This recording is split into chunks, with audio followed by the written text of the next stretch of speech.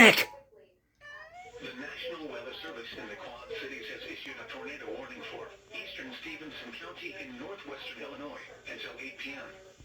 At 7:12 p.m., severe thunderstorms capable of producing both tornadoes and extensive straight-line wind damage were located along a line extending from near Winslow to near Pearl City, moving east at 45 miles per hour.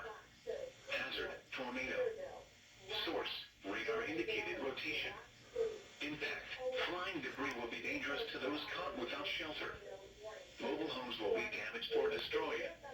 Damage to roofs, windows, and vehicles will occur. Tree damage is likely.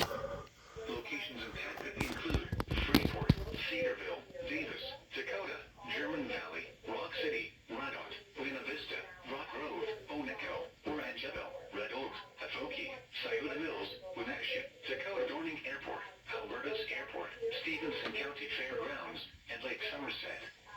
Take cover now. Move to a basement or an interior room on the lowest floor of a sturdy building. Avoid windows.